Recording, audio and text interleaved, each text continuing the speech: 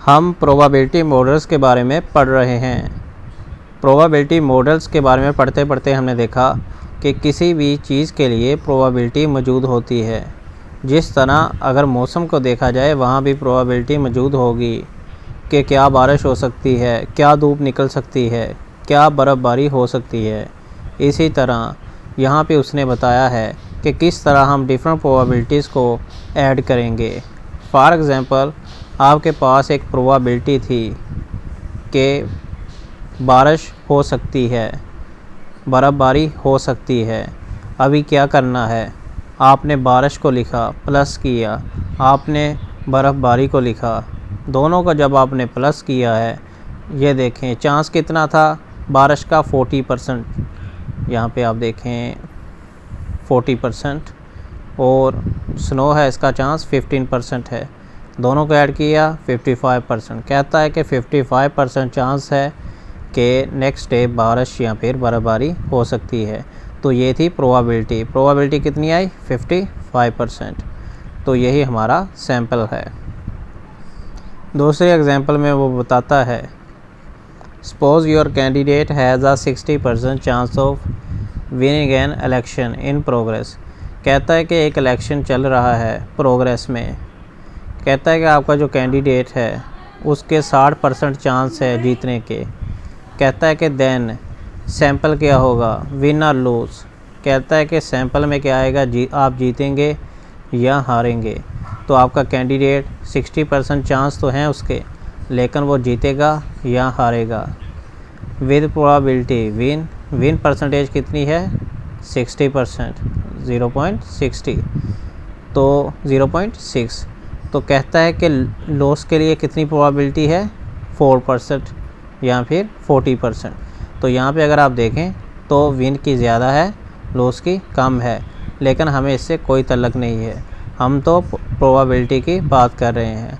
सबसे पहले तो हमने यहाँ आउटकम्स लिखी हैं। आउटकम्स दो ही हो सकती हैं, विनिंग और लूजिंग। और जब आउटकम्स लिखने के बाद हमने प्रोबेबिलिटी के बारे में देखा कि कितने % प्रोबेबिलिटी मौजूद है इन चीज़ों में।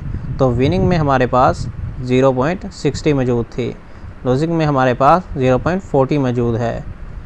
तो देखा जाए, note that probability win plus probability loss is equal to 1। तो यहाँ पे हमने प्लस करके इनको 1 कर देना है, यानी कि जो भी एवरेज निकलेगी, यानी कोई ना कोई रिज़ल्ट आ जाएगा। एक और एग्जांपल वो देता है।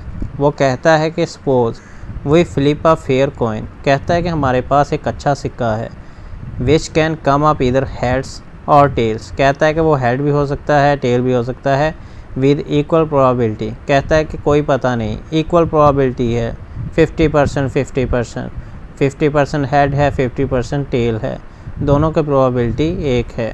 नेक्स्ट वो बताता है कि हमने सैंपल लिया है सिक्के का सैंपल लेते हुए हमारे पास दो आउटकम्स आई हैं, एक हेड है, दूसरा टेल है। विद प्रोबेबिलिटी हेड है is equal to probability tail है।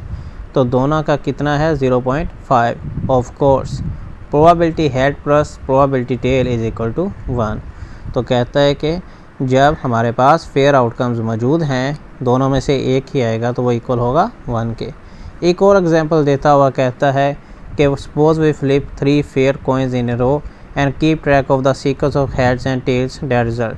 कहता है कि हमने एक और सिक्के को उछाला है, हमने सैंपल लिया है, सिक्के को बार बार उछाला है और आउटकम्स कितनी आ सकती है। जब आप बार बार उछालेंगे, हो सकता है तीनों बार हेड आ जाएं, हो सकता है कि 2 बार हेड आ जाएं, 1 बार टेल आ जाए, हो सकता है 2 बार हेड आ जाएं, 1 बार टेल आ जाए, हो सकता है 2 बार टेल आ जाएं, 1 बार हेड आ जाए, हो सकता है 1 बार टेल आ जाए, 2 बार हेड आ जाए, हो सकता है 2 बार टेल आ जाए, 1 बार हेड आ जाए, हो सकता है 2 बार टेल आ जाए, 1 बार हेड आ जाए, हो सकता है तीनों बार टेल आ जाए।